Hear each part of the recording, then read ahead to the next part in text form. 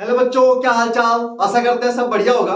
जैसा कि पिछले वीडियो में भी मैंने थोड़ी देर पहले या कुछ दिन पहले जो वीडियो अपलोड किया है तो शायद मैंने आपको बताया था कि बोर्ड परीक्षा की प्रैक्टिकल डेट्स आ गई हैं, वो कभी भी कंडक्ट करा सकता है। प्रैक्टिकल डेट आ गई है तो प्रैक्टिकल भी आपके हो ही सकते हैं और पेपर की डेट भी जल्द से जल्द बोर्ड जारी कर देगा, क्योंकि नगर निकाय चुनाव की डेट अभी फिक्स नहीं है। तो इसलिए हो सकता है कि बोर्ड जल्द से जल्द बोर्ड परीक्षा की डेट को घोषित कर दे और डेट शीट आपको दे दे। तो उससे हम डरेंगे नहीं, क्योंकि अभी हमारे पास 50 दिन है और 50 दिन में हिस्ट्री क्रिएट की जा सकती है और हम करके रहेंगे। बस आपका साथ चाहिए। हंसते रहे, मुस्कुराते रहे, ये नहीं सीरियस हो जाए, अरे अरे अरे अब नहीं हो पाएगा, अब नहीं हो पाएगा, अब तो टाइम खत्म है। मैं कह रहा हूं अभी भी टाइम है। आप रोना धोना बंद करें। आपके पास दिमाग है और उसको अच्छे से यूज करें, और किस फील्ड में यूज करना है ये आप बेहतर जानते हैं। 50 दिन आप अपने आप को दें, खुद को ढूंढ दो। मैं बता रहा हूं दुनिया तुमको ढूंढेगी, बाकी सब गूगल पे मिल जाएगा। बस तुमको खुद को ढूंढना है। हम क्या है क्या नहीं बाकी सब गूगल पे अवेलेबल है। खुद को ढूंढो, बस मैं यही कहूंगा। जहां पे है वहां से आप खुद को पहचान ले कि हमें क्या करना है, कैसे करना है। आपसे बेहतर कोई नहीं। फिलहाल वीडियो को ज्यादा लंबा ना खींचते हुए हम स्टार्ट करते हैं रासायनिक बलगतिकी की कुछ इंपॉर्टेंट क्वेश्चन आंसर को, जो मैं अभी आपके लिए लेकर आया हूं। तो स्टार्ट करते हैं। तो बेटा, रासायनिक बलगतिकी नाम तो सुना ही होगा, पाठ है हमारा। इसके कुछ क्वेश्चन आंसर जो इंपॉर्टेंट है बोर्ड के लहजे से, मैं उन क्वेश्चन आंसर को आपको यहाँ पे कराऊंगा। कोई दिक्कत? बातें क्लियर है? वेरी। तो पहला जो क्वेश्चन आता है हमारा, अपक्रिया के वेग से आप क्या समझते हैं? प्रश्न 1, अपक्रिया के वेग से आप क्या समझते हैं?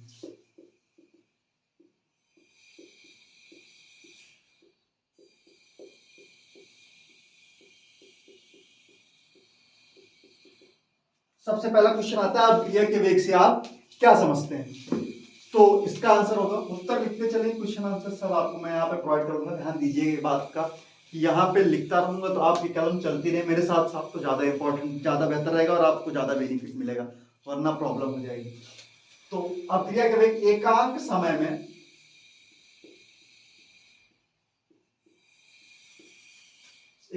में अभिकारक या उत्पाद की सांद्रता में होने वाले परिवर्तन, अभिकारक या उत्पाद की सांद्रता में होने वाले परिवर्तन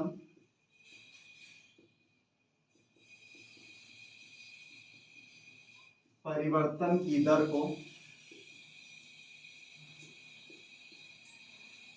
को अपक्रिया का वेग कहता है।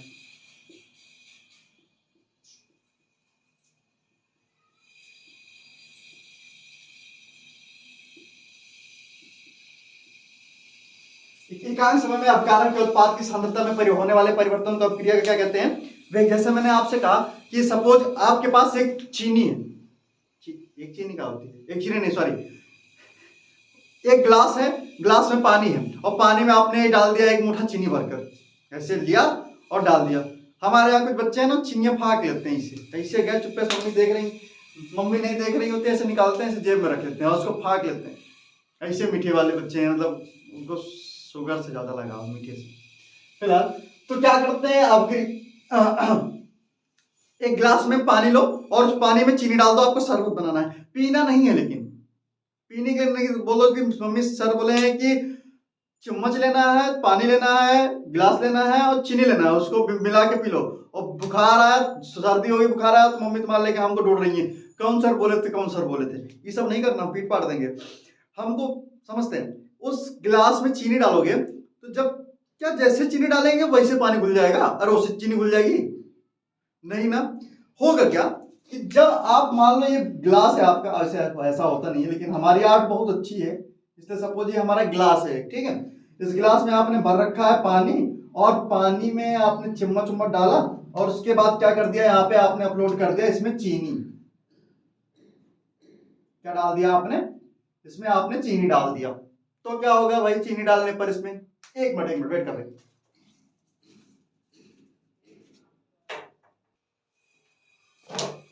सॉरी बच्चों, वो थोड़ा लाइट वाइट चली गई थी तो इसीलिए वीडियो पॉज करनी पड़ी। तो हम यहाँ पे थे, यहाँ पे गिलास में पानी भरा, आपने चीनी डाल दिया, तो क्या चीनी तुरंत घुल जाएगी? नहीं, कुछ ना कुछ तो टाइम लगेगा। 10 मिनट, 5 मिनट, 2 मिनट, 1 मिनट लगेगा। और क्या होगा कि इसको चलाना पड़ेगा तब चीनी घुलेगी, वरना चीनी 2-3 दिन तक नहीं घुलेगी। ऐसा संभव है कि नहीं? हो सकता है कि घुल भी ना करे पूरी तरह से, ये भी पॉसिबल है। तो हुआ क्या कि चीनी डाल दिया आपने, अब चीनी को घुलने में, मतलब अभिक्रिया, पानी से अभिक्रिया करने में कुछ ना कुछ टाइम लगा। तो वही टाइम को, जितना टाइम उसमें लग रहा और जितना चीनी की मात्रा परिवर्तित हो रही है पानी में, उसी को अभिक्रिया का वेग कहते हैं। क्या कहते हैं? अभिक्रिया का वेग। तो फॉर्मूला होता है अभिक्रिया का वेग बराबर, अभिक्रिया का वेग बराबर अभिकारक या उत्पाद की सांद्रता में परिवर्तन, उत्पाद की सांद्रता में परिवर्तन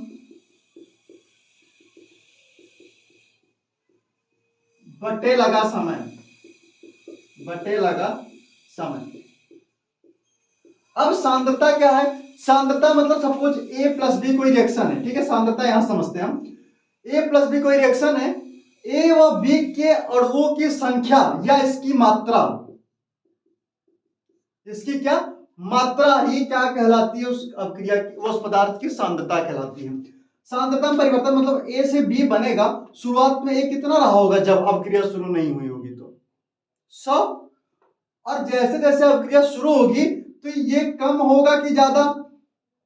जाहिर सी बात है कम हो गया। और ये क्या होता जाएगा? ज्यादा। अभिकारक, इसको हम बोलते हैं अभिकारक, और बगल वाले को क्या बोलेंगे हम? उत्पाद। तो अभिकारक और उत्पाद की सांद्रता में परिवर्तन हो रहा कि नहीं हो रहा? हो रहा है। तो उसी को कहेंगे कि अभिक्रिया का वेग बराबर अभिकारक या उत्पाद की सांद्रता में परिवर्तन बटे लगा समय। अब यहां से गौर हो सकता है कि अभिक्रिया की सांद्रता बढ़ रही है, तो अगला हम लिख सकते हैं अभिक्रिया का वेग यहां पर अभिकारक की, एक मिनट,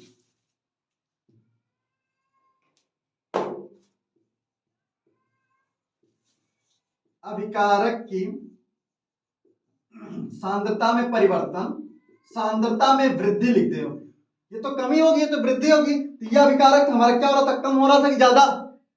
कम। तो अभिकारक की सांद्रता में कमी बटे लगा समय, बटे लगा समय। कोई दिक्कत? बढ़ क्या रहा था? उत्पाद बढ़ रहा है, ये उत्पाद बढ़ रहा था, जैसे जैसे बनता जाएगा वैसे बढ़ता जाएगा। तो दूसरा हो जाएगा उत्पाद की सांद्रता में वृद्धि, सांद्रता में वृद्धि बटे लगा समय, बटे लगा समय। कोई दिक्कत? बातें क्लियर है? Good, very good. तो ये हो गया अभिक्रिया का वेग, अभिकारक के उत्पाद की सांद्रता में परिवर्तन बटे लगा समय। ये चीजें हैं हुई हमारे साथ। अब यहाँ पे कोई दिक्कत हो आपको, आप पूछ सकते हैं। नहीं है? अगर माना, यहीं पे हम लिख दें, यहाँ पे माना, इसके बाद यानी कि माना अभिकारक या उत्पाद की सांद्रता में, या उत्पाद की सांद्रता में x परिवर्तन हो रहा है। कितना परिवर्तन हो रहा है? x परिवर्तन हो रहा है। तो और हो रहा है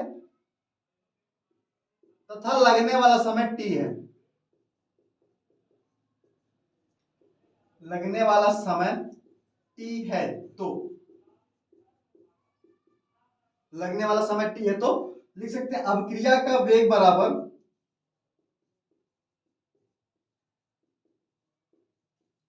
x अपॉन क्या?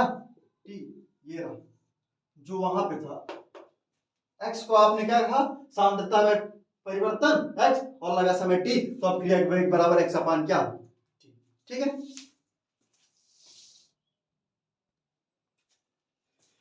एक बार फिर से सॉरी बच्चों, लाइट बार बार आ जा रही है, इसलिए वीडियो शूट करने थोड़ा प्रॉब्लम हो रहा है। आई थिंक आप सपोर्ट करेंगे यहाँ भी, ये हमारे पास इन्वर्टर है नहीं भाई, अभी देखते हैं क्या होता है आगे। सपोर्ट रहा तो जल्द से जल्द हम लोग स्मार्ट क्लास पे भी आएंगे। फिलहाल चलते हैं आगे। ये आप स्क्रीनशॉट ले लें, फिर आगे बढ़े। हो गया, ये अब क्रिया का वेग, ये उसका पूरा फंडा, पूरा सिस्टम। इसके अलावा आपको एक अक्षर नहीं लिखना, 2 नंबर आपका यहाँ पे क्लियर है, कर ले बेटा। अब दूसरा आपसे क्या पूछ सकता है क्वेश्चन इस चैप्टर से इंपॉर्टेंट। पहला क्वेश्चन हो गया, पहले का आंसर हो गया। दूसरा पूछ सकता है अभिक्रिया की आणविकता तथा कोट क्या है। सारा कुछ ध्यान देके पूरा लगातार वीडियो देखिएगा। दूसरा पूछ सकता है अभिक्रिया की आणविकता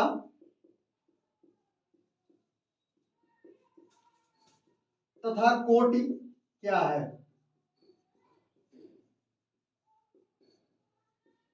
अभिक्रिया की आणविकता तथा कोटि क्या है, आइए चर्चा करते हैं अभिक्रिया की आणविकता तथा कोटि क्या है। चले, पहला आप लिखें उत्तर में आणविकता।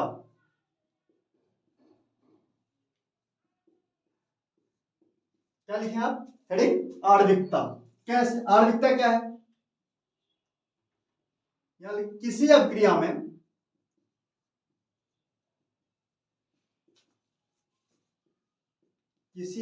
में भाग लेने वाले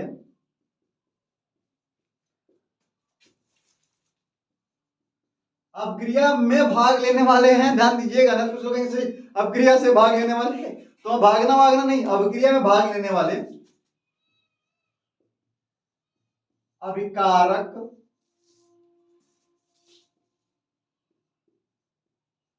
अणुओं की कुल संख्या को अभिक्रिया की आणविकता कहते हैं।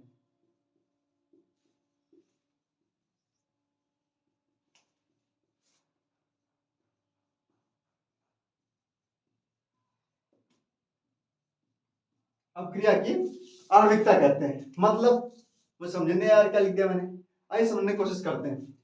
मैंने कहा किसी अभिक्रिया मान लो सपोज हम एक रिएक्शन लेते हैं A प्लस बी, तो सर आप हमेशा A प्लस बी लेते हो, मुझे अच्छा लगता है, आसान रहता है ना।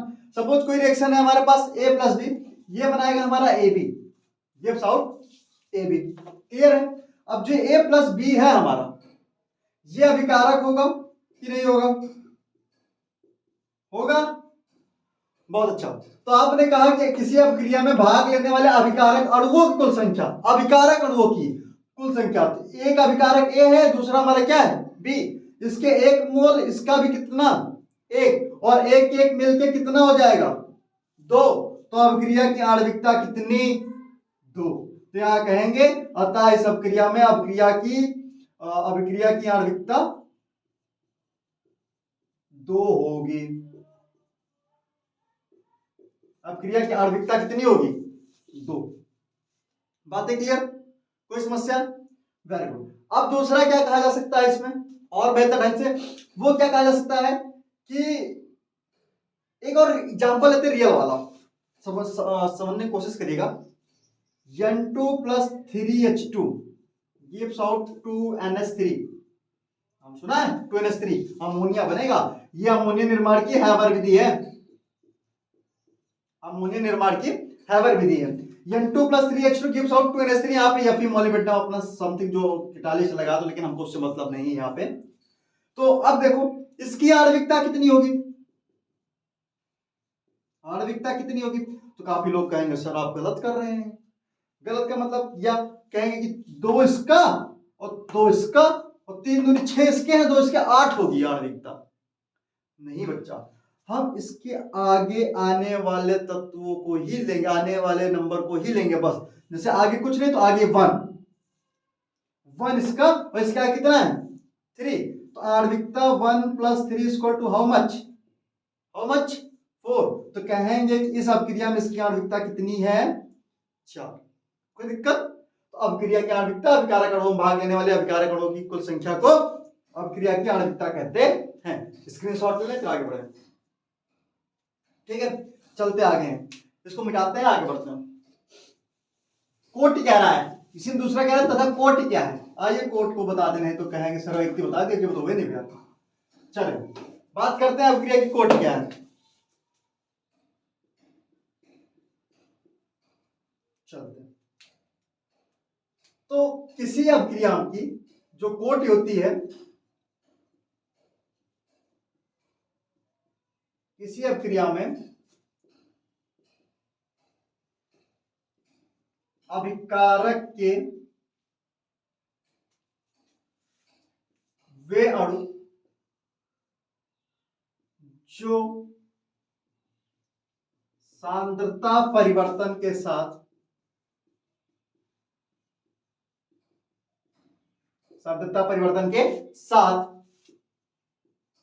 अभिक्रिया के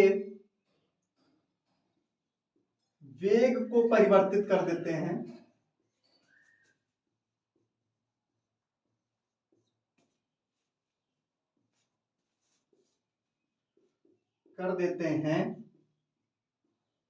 वे ही उस अभिक्रिया की कोटि को प्रदर्शित करते हैं।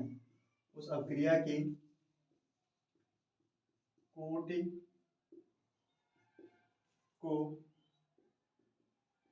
प्रदर्शित करते हैं। मतलब क्या है, या सिंपल लैंग्वेज में दूसरी डिफिनेशन कर सकते हैं कि अभिक्रिया के वेग को जो मॉलिक्यूल या जो अणु प्रभावित कर देते हैं, अभिकारक जो परिवर्तित कर देते हैं या प्रभावित कर देते हैं, उन्हीं को हम अभिक्रिया की क्या कहते हैं, कोटि कहते हैं। कोई दिक्कत? आइए रिएक्शन देखते हैं। सपोज सिंपल सी एक रिएक्शन है हमारे पास, देखते हैं A प्लस बी, ठीक है, फिर से वही ले लिया A plus B gives out AB, ठीक है। अब इसकी आणविकता कितनी होगी वे आपसे पूछ लिया जाए तो सब कहेंगे सर एक इसका है एक इसका, तो आणविकता हो जाएगी इसकी कितनी, 2 है। कोटि पूछ लिया जाए तो कोटि कितना होगा, तो इसकी कोट होगी अगर बी की मात्रा बढ़ाने पर अभिक्रिया का वेग बढ़ या घट जाए, बढ़ या क्या हो जाए, घट जाए। किसकी मात्रा बढ़ाने पर, बी की मात्रा। और ए की मात्रा बढ़ाने पर अभिक्रिया पे कोई फर्क ना पड़े, चाहे हो चाहे बढ़े चाहे घटे, डजंट मैटर। तो बी कितने मॉलिक्यूल, एक, क्योंकि एक ही मॉलिक्यूल के बढ़ने घटने से अभिक्रिया का वेग प्रभावित हो रहा है, तो इसकी कोटि कितनी हो जाएगी, एक। ए से नहीं हो रहा है तो ए को हम कोटि में नहीं लेंगे, लेकिन आणविकता तो 2 होगी ही होगी ना, कोई दिक्कत? तो ये हो गया अभिक्रिया की आणविकता और कोटि। अभिक्रिया की आणविकता को आंखों से देखकर बताया जा सकता है, जबकि प्रयोगों को कोटि को केवल प्रयोगों द्वारा ही निर्धारित किया जा सकता है। ये आपका 4 नंबर का क्वेश्चन कि अभिक्रिया की आणविकता तथा कोटि में अंतर लिखें, या उसकी डेफिनेशन पूछ सकता है आपसे, लिख क्या है, गारंटी है। Very good. तो ये आपकी दूसरी डेफिनेशन होगी। चलते हैं तीसरे इंपॉर्टेंट क्वेश्चन की ओर चलते हैं हम। तीसरा वाला मोस्ट इंपॉर्टेंट क्वेश्चन आ रहा है आपके लिए, वो निकल के आ रहा है कि आभासी एक अणु अभिक्रिया क्या है, उदाहरण से समझाइए। प्रश्न नंबर 3, आभासी एक अणु अभिक्रिया क्या है।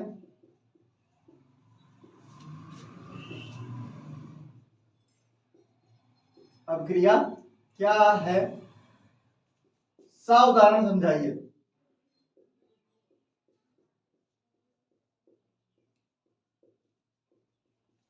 ठीक है, आभासी एक अणु अभिक्रिया क्या है, सा उदाहरण समझाइए। इसकी चर्चा करते हैं, देखते हैं ये है क्या हमारा डिफिनेशन, आभासी एक अणु अभिक्रिया। उत्तर देखते हैं, इसका आंसर क्या निकल के आएगा। ठीक है, कि किसी अभिक्रिया में, यहां लिख सकते हैं हम किसी, या ऐसे कह दें सिंपल लैंग्वेज में हम लिखते हैं, ज्यादा उसको ना करें। क्या लिख सकते हैं, वह अभिक्रिया, वह अभिक्रिया जिसकी कोटि 1, जिसकी कोटि 1 व आणविकता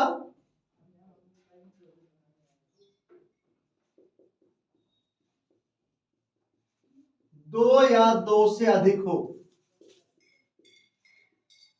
2 या 2 से अधिक हो उसे आभासीय एक आणु अपक्रिया कहते हैं।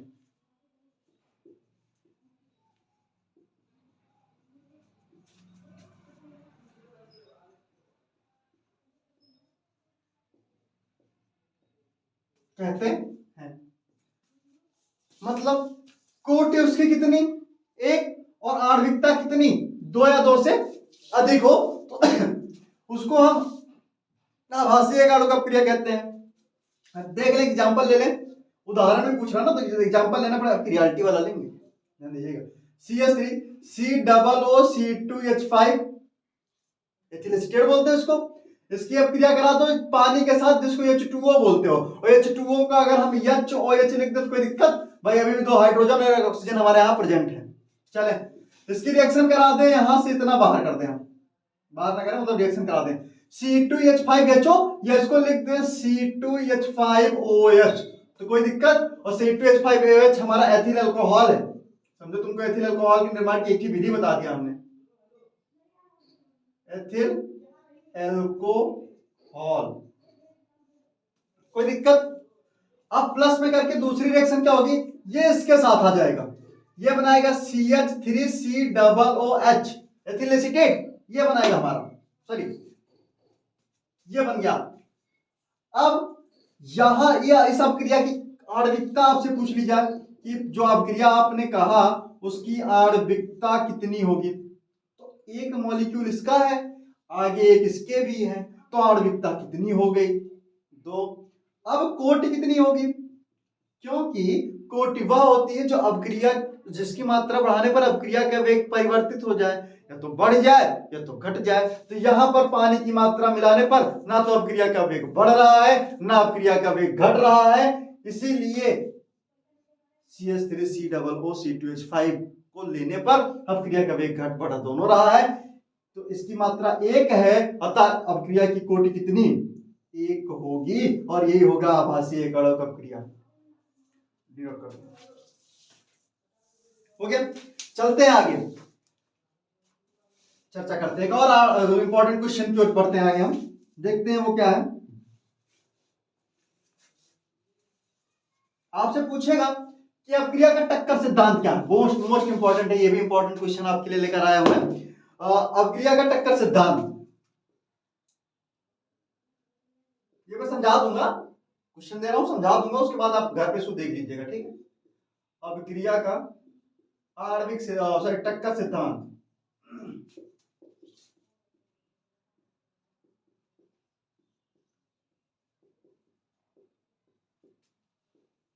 अपक्रिया का टक्कर सिद्धांत क्या है समझिएगा। अपक्रिया का टक्कर सिद्धांत का मतलब होता है कि जैसे मैं अभी थोड़ी देर पहले कहा था ना, चीनी लो, गिलास में पानी लो और उसमें डाल दो चीनी, तो क्या चीनी घुल जाएगी? नहीं घुलेगी ना, तब तक नहीं घुलेगी जब तक चलाएंगे नहीं। और चलाने पे हो क्या रहा है, पानी के अणु चीनी के अणु से टकरा रहे हैं, और टकराने पे क्या हो रही है, एक दूसरे की ऊर्जा, चीनी की ऊर्जा पानी में, पानी की ऊर्जा कहां पे, चीनी में ट्रांसफर हो रही है, नहीं हो रही? जब दोनों की ऊर्जा एक दूसरे में ट्रांसफर हो रही है तो वही हमारा कहलाएगा अपक्रिया टक्कर सिद्धांत या अपक्रिया का टक्कर सिद्धांत। इसका मतलब ये होता है कि कोई भी अपक्रिया तब तक पॉसिबल नहीं है, तब तक संभव नहीं होगी जब तक उनके अणु अभिकारक के अणु एक दूसरे से टकराएंगे नहीं। जब वो एक दूसरे से टकराएंगे तभी अपक्रिया संभव है उसकी, ठीक है। टकराएंगे क्या जरूरी, मतलब उत्पाद तब बनेगा जब दो अभिकारक के दोनों अणु एक दूसरे से टकराएंगे, ऐसे टकराएंगे तो इसकी ऊर्जा इस वाले की ऊर्जा इसमें जाएगी, इसकी ऊर्जा इसमें, एक्सचेंज होगा एनर्जी का और प्रोडक्ट का निर्माण हो जाएगा हमारे। लेकिन यहाँ पे क्वेश्चन है, क्या सभी टक्करों से उत्पाद का निर्माण हो जाएगा, कि सभी टक्कर टकराओ, जितना चीज मिला सब टकराते रहो, दाल बजाओ, लो हम भी टकरा रहे हैं, उत्पाद बने क्या जरूरी है? मैं मार्कर से मार्कर टकरा रहा हूं, क्या बनेगा? कुछ बनेगा? कुछ नहीं बनने वाला। मैं चाहे रात दिन रात टकराता रहूं, चाहे रात भर चाहे जिंदगी भर। हो क्या रहा है समझिएगा। टक्करें दो प्रकार की होती हैं, एक ऐसी टक्कर जिनके टकराने से उत्पाद बन जाए उनको हम प्रभावी टक्कर बोलते हैं, और जिनके टकराने से उत्पाद का निर्माण ना हो उनको अप्रभावी टक्कर। जैसे चीनी और पानी को आपने टकराया तो शरबत बना, तो वहां पे वो प्रभावी टक्कर, और ये हम टकरा रहे हैं इससे कुछ नहीं बनने वाला, तो ये टक्कर हमारी होगी अप्रभावित टक्कर की श्रेणी में आएगी। कोई दिक्कत? बातें क्लियर है?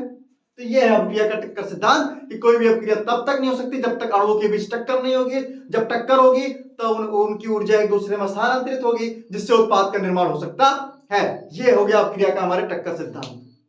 कोई दिक्कत? Very good. अब यहाँ पे क्वेश्चन और आता है हमारे पास, ये चौथा कौन सा था हमारा यार? चौथा। बहुत अच्छा।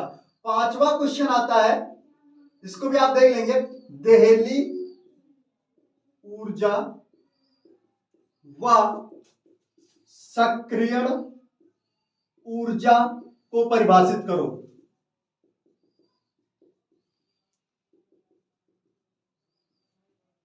देहली ऊर्जा और सक्रियण ऊर्जा को परिभाषित करो। ये आप देख लेंगे, ये आप खुद से आप देख लेंगे। मैं बता दे रहा हूं देहली ऊर्जा क्या है। किसी भी अपक्रिया में अभिकारक अणुओं की दी जाने वाली वह न्यूनतम ऊर्जा जो उसको अपक्रिया के लिए प्रेरित करता है, वह उसकी देहली ऊर्जा होती है। देहली जैसे आपके घरों में होती है देहली ना, जिसको बोलते हैं देहली नहीं पार करोगे हमारी, मतलब जस्ट अपक्रिया होने ही वाली है, थोड़ी सी एनर्जी मिल जाए तो उसको पार कर जाए एनर्जी को, वही उसकी देहली ऊर्जा कहलाएगी इस वाले में। और सक्रिय ऊर्जा देहली ऊर्जा तक पहुंचने के लिए जो ऊर्जा की रिक्वायरमेंट होगी उसकी, वही उसको सक्रिय होने के लिए, सक्रिय बना सक्रिय होने से, तो जो ऊर्जा लगेगी वही उसकी सक्रिय ऊर्जा कहलाएगी। यही हो गया हमारा देहली ऊर्जा और सक्रिय ऊर्जा। कोई दिक्कत? बातें क्लियर है? तो ये रहा हमारे कुछ पांच छह इंपॉर्टेंट क्वेश्चंस। अभी इसमें चैप्टर में 6 क्वेश्चन और इंपॉर्टेंट है जो बहुत ज्यादा इंपॉर्टेंट बोर्ड के लिए, जैसे वो बाकी 6 क्वेश्चन इस वीडियो के रेफरेंस में बताऊंगा। रेफरेंस इन द सेंस कि इस वीडियो को देख लूंगा, इस पे जैसा आपका फीडबैक आता है, जैसा कमेंट आता है, जैसा लाइक सब्सक्राइब जो कुछ भी होता है, क्योंकि अब टारगेट है कि नेक्स्ट वीडियो में इसी चैप्टर के जो इंपॉर्टेंट क्वेश्चन आ रहे हैं, 6 क्वेश्चन और इंपॉर्टेंट बोर्ड में समझो उनका 100% आना ही आना है। नहीं आएगा तो उससे रिलेटेड क्वेश्चन जरूर आएगा। तो बाकी के 6 क्वेश्चंस मैं तब बताऊंगा जब इस चैनल पे 500 सब्सक्राइबर प्लस होंगे मेरे, और इस वीडियो पर लगभग 50 से 60 कमेंट आएंगे तब। Okay, thank you. तो आप इतना तैयार करते रहे, इतना आप पढ़ लें, बाकी दूसरा वीडियो आपको जल्द से जल्द मिल जाएगा। धन्यवाद।